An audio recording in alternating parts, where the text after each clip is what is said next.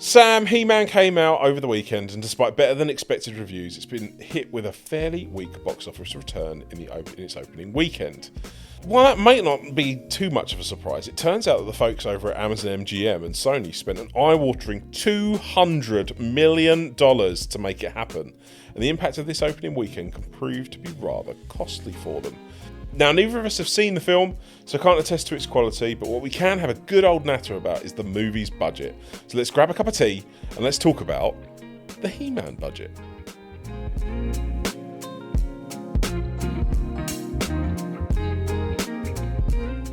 Sam, I read that this film cost $200 million and I cried. This is absolutely ludicrous. My brain keeps shouting at me that this is one of the dumbest budget decisions I have ever read. Now, is it me or am I just being incredibly tight? Were you not a fan of Skeletor? Oh, well, I mean, I was a fan of Skeletor in the fact that I genuinely think it's one of the funniest characters ever made. But it's He-Man. Yeah. Like, it's He-Man. Like, Did you not have the power? Your audience at this time is 55-year-old plus. You're not going to be hooking in new people to see He-Man. Well, I think they went down... who made this again, sorry? This is Amazon MGM and Sony. Oh, okay, so, right. So they were just like, oh, you know, we like making things from the nostalgic era of the 80s. Yeah. Oh, we found He-Man. I remember Skeletor. But 200 million, Sam! That is ludicrous to me. Yeah, but it's money laundering. Money laundering. That's the only explanation. I don't know. Budgets are out of control, aren't they? I mean, this to me just seems like the epitome of these budgets, like budgets being out of control. This just doesn't make any sense. Well, to me. it is beginning to slowly get back under control, but then you'll just get something like this, where it was obviously planned out for a long time. Yeah. I mean, it's really tricky with budgets because we don't know the whole ins and outs. But on paper, it does look absolutely ludicrous. It's like Indiana Jones. That film, Indiana Jones: The Dial of Destiny, that cost like nearly $500 million to make. $500 million. Something insane. Yeah. I mean, they're all obviously all over the place. I mean, critically, it's not landed in a bad place. I think most people have actually either landed on the fine to it's actually quite good territory. It's got a pretty good cast, but it's not got a cast that's overly expensive. No. 200 million just seems like an excessive amount of money. It must have so much tech shoved into it to try and make it a passable movie. It's directed by Travis Knight, so he's best known for a lot of like good kind of heartfelt movies. You got Kubo and the Two Strings in there, Paranorman's in there, Box Trolls, so he's known for animated stuff. But his latter stuff has been like Bumblebee and things like that. So he's got a heart is in the right place attitude to a lot of these movies, which I think is something that he could actually bring over to something like Master Universe. I think that's reflected in the fine to pretty good territory of some of the feedback from it. I just don't know. Is this? I must be going nuts, but this is me. I'm sitting there going, this is He-Man that we're talking about here. You know, it's like trying to do something like G.I. Joe now or something like that, where it's like you really have to watch where the money is coming from in order for this to make any type of profit. At the time of recording this, He-Man on its opening weekend made $54 million off of a $200 million budget, right?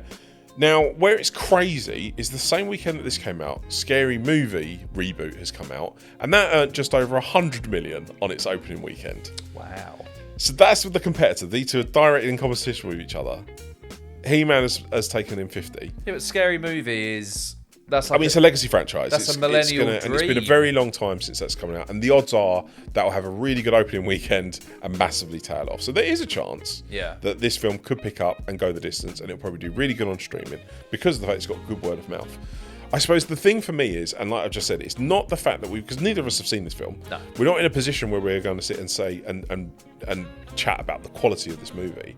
I just find it astonishing that we're putting 200 million behind something like He-Man when there doesn't appear to be any market. This for me is the whole epitome at the moment of the whole, we have absolutely no idea how to market anything to anybody below the age of 30. And so therefore we must just throw things at the dartboard and hope it sticks. But this feels like a really big gamble. I mean, to put it into context, this film would have had to have made over 400 million. 400 million? To look like it was going to break some kind of even. When you look back at like box office draws and stuff like that, like you're looking at 400 million is a decent is a decent kind of hit, Like right? 400 million is like a decent return for like An 80 million budget film, 100 million budget film. Like in the grand scheme, we're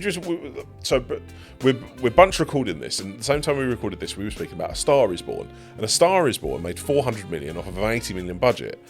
That is a really good box office return for an 80 million budget movie on a franchise that has, on a movie that has been remade twice before. Yeah. Like, there's legs to this. He-Man, what's there? What's the market there to go, okay, this is it? Well, they probably just looked at an algorithm and thought, this was popular in like 1983. Oh no, my brain just hurts. Because for 200 million, imagine how many movies you could have made for 200 million. Like other stuff that, like, you could... I would have really... Does the He-Man movie, just the first He-Man movie in a franchise that they're trying to get off the ground, does it need to be 200 million? Oh, this is a reboot. Yeah, it's a reboot, but it's of a franchise that's my point, is that it's a reboot of something that's existed in the 80s as a TV show. There's been He-Man movies. There's been this stuff that exists, but for a new generation. Like, where He-Man hasn't been a thing for a really long time. Well, they did the Kevin Smith show, didn't they? Which was a big flop because they like murdered him in the first episode. That was a thing. That's my only real reference point for He-Man. Okay. And I remember a character called Skeletor. Yeah, Skeletor's hilarious. It's like the most memeable thing that you could possibly have. But yeah, I mean, other movies with this price bracket, right? Please. Apparently, Skyfall had $200 million budget, right? Well, I mean, I know that you could arguably say that's a reboot. No. I'm saying that was the budget for 14 years ago. Like, James Bond now would cost 400 million. Yeah, I know, but it's just making those. I mean, Toy Story movies. I mean, there are crazy movies as well from 14, 15 years ago where 200 million budget, you're sitting there going, what? Tangled, for instance, was made for 280 million or something like that. I think Pirates of the Caribbean... Pirates of the Caribbean are sitting at $500,000 to be made. Yeah. It cost $1 billion to make like Endgame and Infinity War back to back. The first Avatar movie was just over 200 million, but obviously you're looking at over 20 years ago now. Killers of a Flower Moon was made for 200 million. Yeah. So if you're looking for more recent examples. So Tenet was made for 200 million. It just... Yeah, I don't know. I don't know if it's like... Because on the other side of it, you've also got then things like Obsession and The Backrooms and... you know, these like weird small indie horrors that are being made for nothing that are just... I mean, I know it's the horror genre. It's not something that you can necessarily compare it against, but it kind of feels like this. I really hope this is the end of like an old guard. It is. I think it is. I think it's that going into post-COVID territory, where now the budgets just can't compete with the actual box office returns. Because that's what I mean. They were pumping so much money into like Marvel that everything had to make like $1 billion just to break even. Yeah. And I think now that unsustainable model is being phased out, we've just had like the streaming wars, obviously, and I think that's kind of losing its way. Well, I think it has definitely lost its way. Yeah. So, yeah, but I don't know. These films can be just a simple case of it's made by Amazon and they've got the money to fuck around. That's the other thing, isn't it? Right, the streaming services have got so much money that they can back anything. Yeah, they can just cancel a show for no reason. But this is also another point, is that actually a lot of the streaming services now are starting to restructure for reasons, right? Like Netflix famously has completely restructured their film division because they're sick and tired of people saying, well, it's only a Netflix movie. There was a feature that came out, I think, in the New York Times or the New York Post, one of those, that detailed essentially what was going on with the restructuring and the new hires that they had, and how they're now reorganizing their teams to look at genre movie rather than this is the team that has the budget for it. So the idea is that they want to get more serious and play within the film space. So they've restructured their whole like budget and kind of creation teams to fund that. And so then you're going to get better genre movies from Netflix moving forward. Amazon have always been pretty good at it. Anyway, they've known kind of when to do cinema releases, and they've had some good hits behind them. They've been now a mainstay at the awards and awards contenders for a long time now. They respect the process a lot more. The weird thing is, though, is this is an Amazon MGM thing. Like, do you reckon this is a holdover from MGM when they were a standalone? Do you reckon this is something that Amazon are just going to just get and run with? Was this an Amazon project? Who knows? It's hard to say. The stuff like that, you'd have to really, really dig in. Yeah, but it's a lot of money. It's a lot of money to put behind it for an independent studio like MGM on its own to have put behind a He-Man project when they put 250, 300 million behind a Bond movie. I think Amazon again. They could just be like flexing their muscles. Oh, we've got this product. Let's see how this goes. Oh, we've got that. Let's see how it goes. Well, this might turn into a franchise. Yeah. Everything's trying to turn into like a big franchise.